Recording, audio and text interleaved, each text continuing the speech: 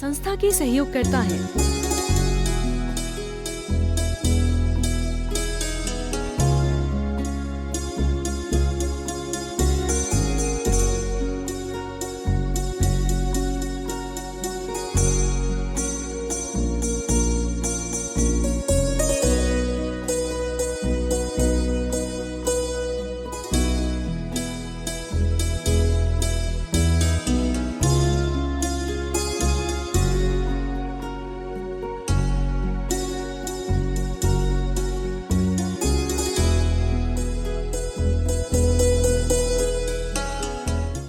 वो 10-20 रुपये 100 रुपये डालकर भी ऐसे ठोकते हो जैसे आज ही तुम्हें सब लोग देख लें कि तुमने पैसे डाले हैं।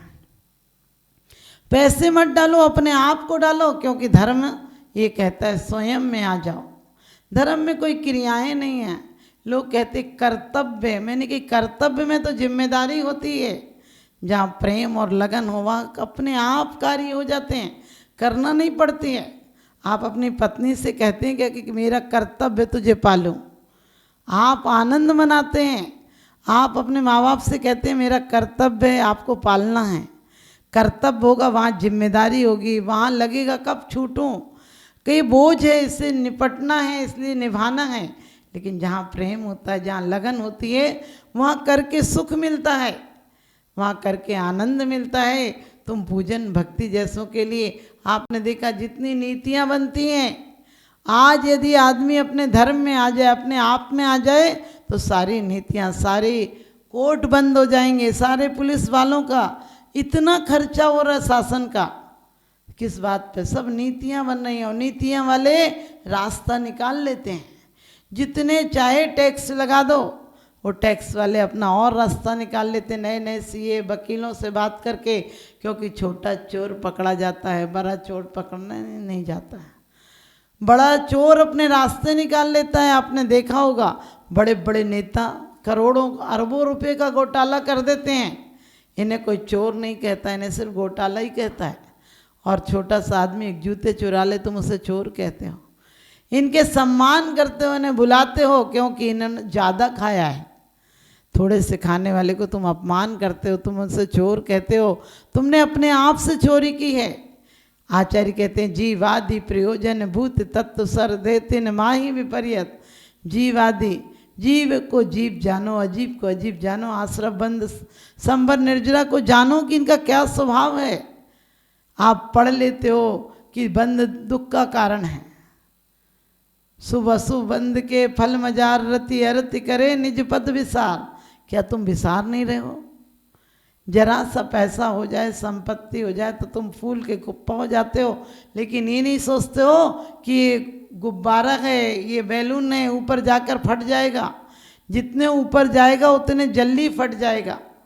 आप भी जितने ऊपर से जाओगे उतने जल्दी लोग तुम्हें छोड़ देंगे। घर में भी तुम ज़्यादा शान मारो, अपनी अकड़ बताओ तो घर वाले भी कहते हैं चुपचाप तो रहो, इससे कौन बोले। रिश्तेदार भी तुम्हारी ऐंठ बर्दाश्त नहीं कर पाते हैं, क्योंकि जिसे आत्मा का ज्ञान है वो अभिमान नहीं करता है। उसे पता है ये जड़ पदार्थ मिले यहीं छूटेंगे, और मेरे जीते जी भी छूटेंगे। तुम्हारी सत्ता, तुम्हारी हुकूमत, तुम्हारा प्यार, तुम्हारा अपना सब समाप्त हो जाएगा। लेकिन यदि तुम्हें चाहिए तो अपने आप को पहचानो। किसी आज आदमी अपने से भागने के इतने इंतजाम कर रहा है, सुबह से शाम तक, चाहे मोबाइल हो, चाहे टेलीविज़न हो, चाहे यार दोस्त हों, चाहे क्लब हों, चाहे पार्टियाँ हों, जो कुछ भी है सब अपने आप से। लोग कहते हैं अकेले में डर लगता है। मैंने कहा अकेले में काहे का डर? अकेले में ना झगड़ा होगा, ना लड़ाई होगी, ना कोई मारेगा, ना जहर देगा। अकेले में कोई डर नहीं है। लेकिन आदमी अपने दिमाग को, अपने दिल को इसने मधुमक्खी का छाता बना लिया, जहाँ दिन भर भिन भिनाहट होती है, लेकिन फिर भी तुम्हें उस भिन भिनाहट की आदत पड़ गई। मंदिर में माला फेरो तो तुम्हें नींद आ जाती है, स्वाध्याय करो तो नींद आ जाती है। लोग हमसे कहते हैं माता जी नींद नहीं आती। हमने कहीं प्रवचन में आया करो नींद आ जाएगी। क्योंकि मिथ्या दृष्टि जीव को जिनवाणी न सुहाए, के ऊँघे के लड़ मरे, के उठ घर को जाए। क्या ऊँघता है, लड़ता है तो घर को चला जाता है।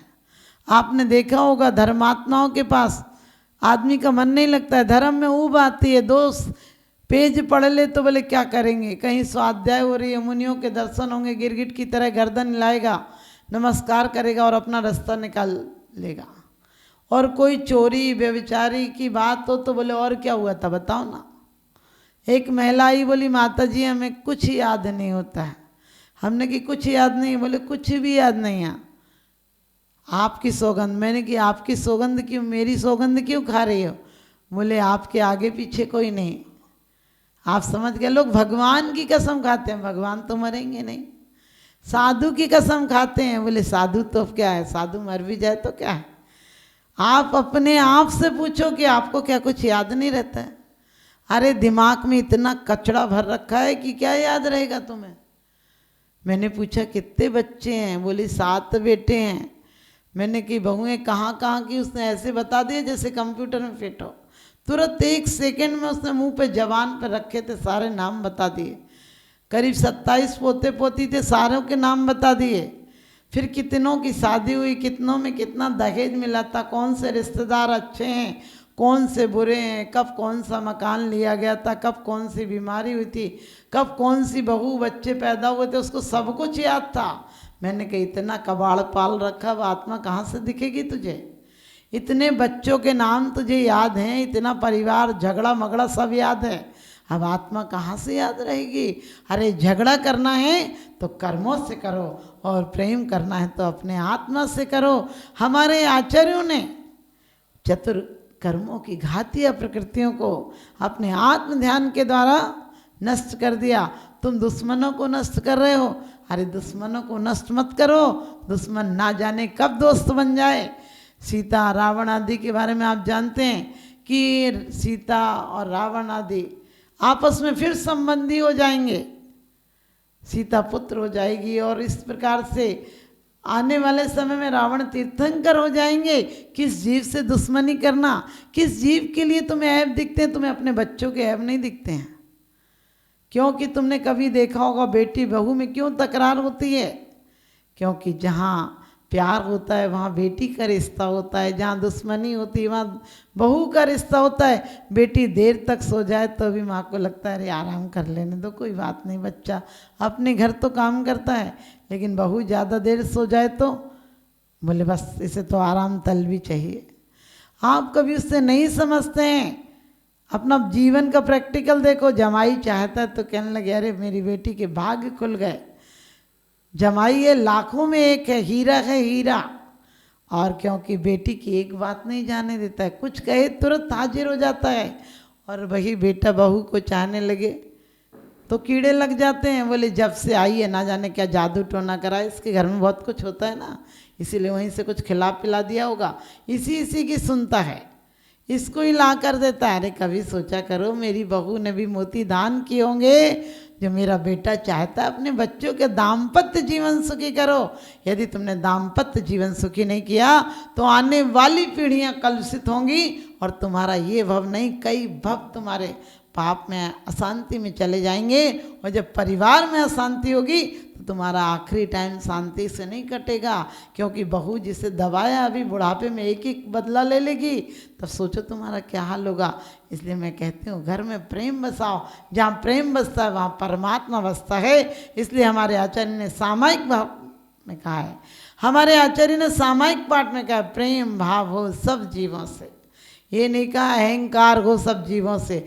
आज आदमी के अंदर इतना अहंकार है, किसी से बात नहीं करना चाहता है, तो प्रेम बढ़ाएं, प्रेम लाएं, क्योंकि प्रेम इंसान को भगवान बना देता है। प्रेम इंसान को भगवान बना देता है, प्रेम जीवन को वरदान बना देता है। प्रेम से पाषाण को भी तराशो तो भगवान बना देता है, भगवान बना देता है। और मृत्यु के नाम को प्रेम निर्वाण बना देता है।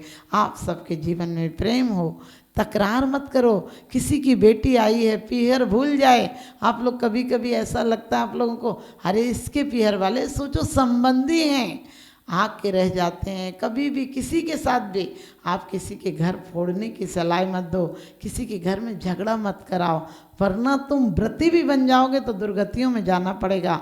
भूखे मरना कोई बड़ी बात नहीं है, भूखे रहना बड़ी बात नहीं है, कसायों को जीतना सबसे बड़ा संयम है।